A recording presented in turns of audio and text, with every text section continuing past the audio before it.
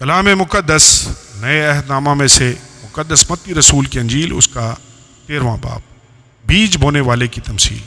اسی روز یسوع گھر سے نکل کر جھیل کے کنارے جا بیٹھا اور اس کے پاس ایسی بڑی بھیڑ جمع ہو گئی کہ وہ کشتی پر چڑھ بیٹھا اور ساری بھیڑ کنارے پر کھڑی رہی، اور اس نے ان سے بہت سی باتیں تفصیلوں میں کہیں کہ دیکھو ایک بونے والا بیج بونے نکلا، اور بوتے وقت کچھ دانے راہ کے کنارے گرے اور پرندوں نے آ کر انہیں چگ لیا، اور کچھ پتھریلی زمین پر گرے جہاں ان کو بہت مٹی نہ ملی، اور گہری مٹی نہ ملنے کے سبب سے جلد اگائے، اور جب سورج نکلا تو جل گئے اور جڑ نہ ہونے کے سبب سے سوکھ گئے، اور کچھ جھاڑیوں میں گرے اور جھاڑیوں نے بڑھ کر ان کو دبا لیا، اور کچھ اچھی زمین میں گرے اور پھل لائے، کچھ 100 گنا، کچھ 60 گنا، کچھ 30 گنا۔ جس کے کان ہوں وہ سن لے۔ تمثیلوں کا مقصد۔ شاگردوں نے پاس آ کر اس سے کہا، تو ان سے تمثیلوں میں کیوں باتیں کرتا ہے؟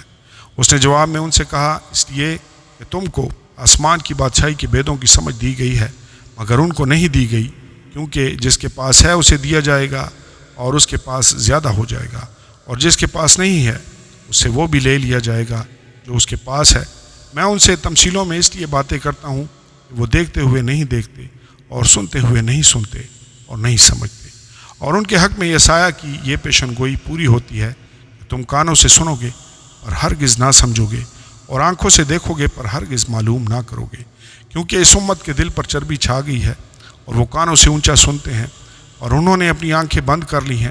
ایسا نہ ہو کہ آنکھوں سے معلوم کریں اور کانوں سے سنیں اور دل سے سمجھیں اور رجوع لائیں اور میں ان کو شفا بخشوں۔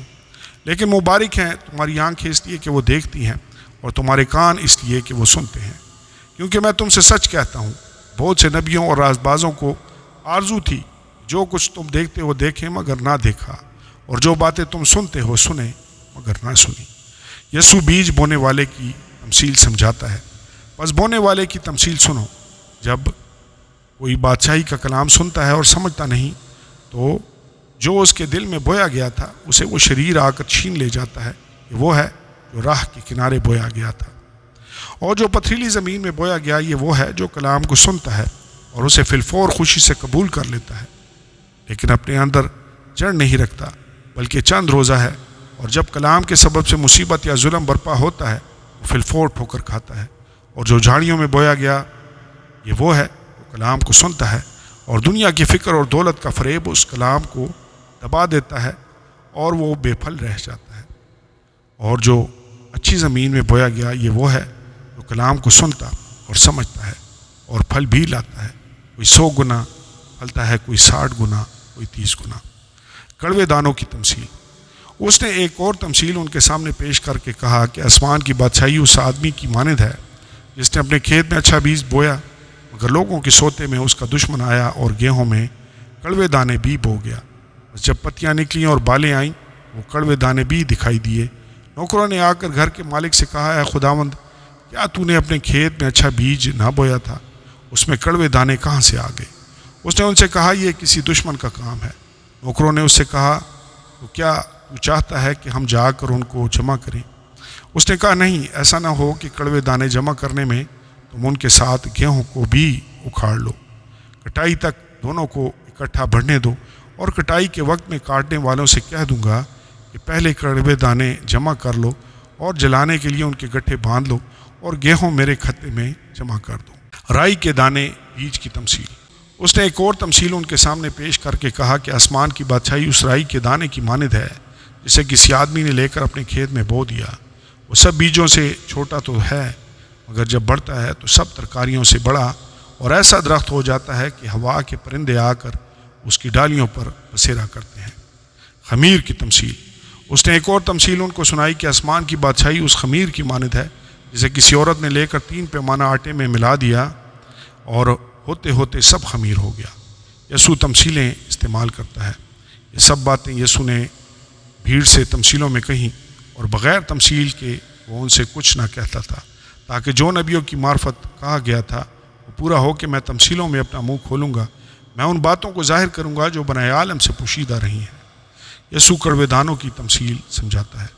اس وقت وہ بھیڑ کو چھوڑ کر گھر میں گیا، اور اس کے شاگردوں نے اس کے پاس آ کر کہا، کھیت کے کڑوے دانوں کی تمثیل ہمیں سمجھا دے۔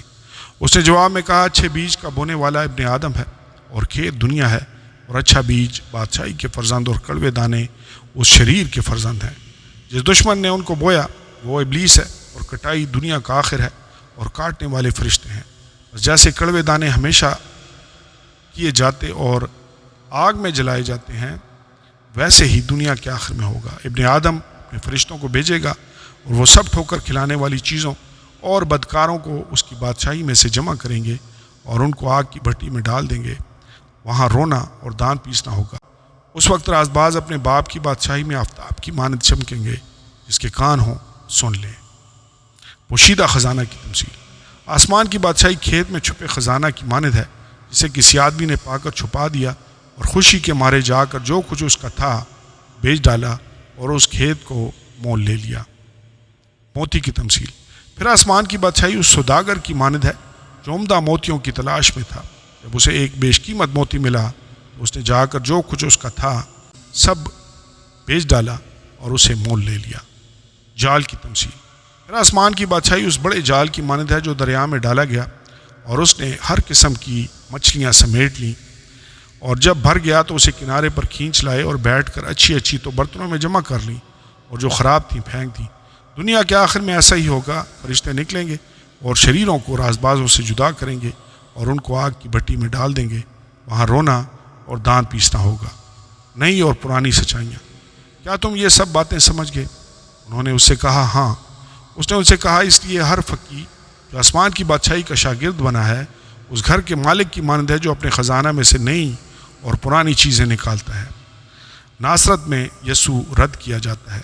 جب یسوع یہ تمثیلیں ختم کر چکا تو ایسا ہوا کہ وہاں سے روانہ ہو گیا اور اپنے وطن میں آ کر ان کے عبادت خانہ میں ان کو ایسی تعلیم دینے لگا کہ وہ حیران ہو کر کہنے لگے کہ اس میں یہ حکمت اور معجزے کہاں سے آئے؟ کیا یہ بڑھئی کا بیٹا نہیں اور اس کی ماں کا نام مریم اور اس کے بھائی یعقوب اور یوسف اور شمعون اور یہودا نہیں؟ اور کیا اس کی سب بہنیں ہمارے ہاں نہیں؟ پھر یہ سب کچھ اس میں کہاں سے آیا؟ اور انہوں نے اس کے سبب سے ٹھوکر کھائی۔ مگر یسوع نے ان سے کہا کہ نبی اپنے وطن اور اپنے گھر کے سوا اور کہیں بے عزت نہیں ہوتا، اور اس نے ان کی بے اعتقادی کے سبب سے وہاں بہت سے معجزے نہ دکھائے۔ آمین اور آمین۔